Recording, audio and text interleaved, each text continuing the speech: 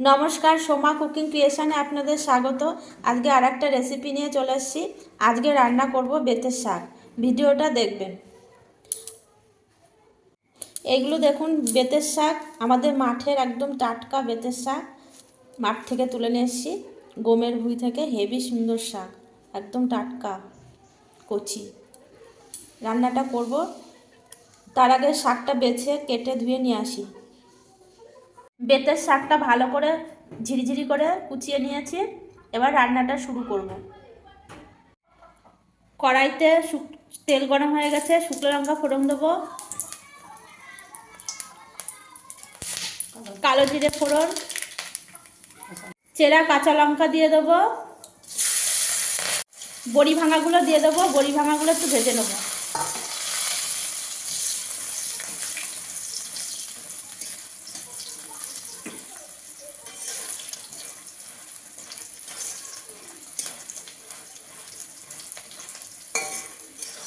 একটু লাল লাল করে বড়িটা ভাজা হয়ে যাবে। বেতের শাকটা রান্না করার জন্য এখানে আমি একটা ছোট্ট আলু আর অর্ধেক বেগুন ছোট ছোট করে কেটে নিয়েছি। আলুগুলো ঝিরিঝিরি করে কেটে নিয়েছি। এবার এই বড়ি ভাজার মধ্যে দিয়ে দেবো।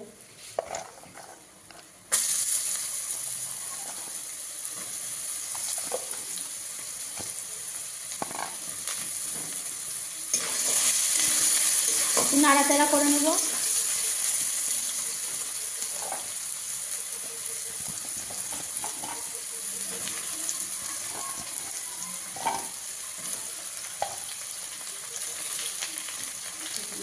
আলু আর বেগুনটা ভালো করে একটু ভেজে নেব। একটু লবণ দেবো,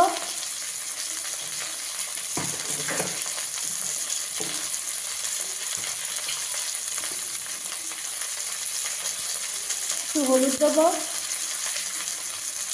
ভালো করে নাড়াচাড়া করে আলু আর বেগুনটা একটু ভেজে নেব।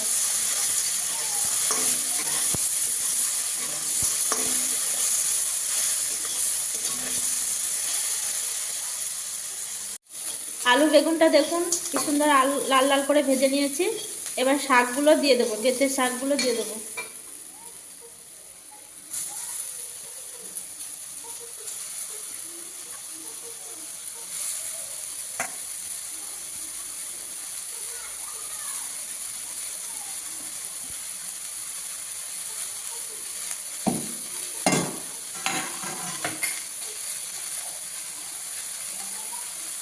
আর একটু লবণ দিয়ে দিলাম।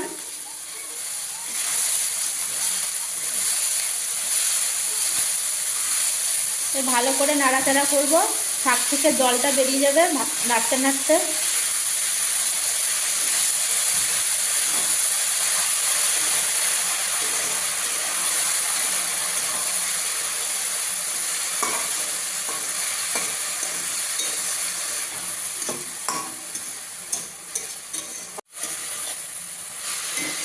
দেখুন শাকটা কয়টুকু হয়ে গেছে। এবার এই শাকের যেটুকু জল আছে সবটা শুকিয়ে নেব। আলু নরম হয়ে গেছে, বেগুনও নরম হয়ে গেছে, শাকটাও নরম হয়ে এসছে। এবার যেটুকু একদম জল আছে শুকিয়ে নেব। বেতের শাকটা আমার রান্না হয়ে গেছে বন্ধুরা। এবার শাকটাকে নামিয়ে নেব। বেতের শাকটা নামিয়ে নিয়েছি বন্ধুরা। এইভাবে রান্না করে খেয়ে দেখবেন, ভীষণ ভালো লাগবে। ভালো লাগলে পাশে থাকবেন।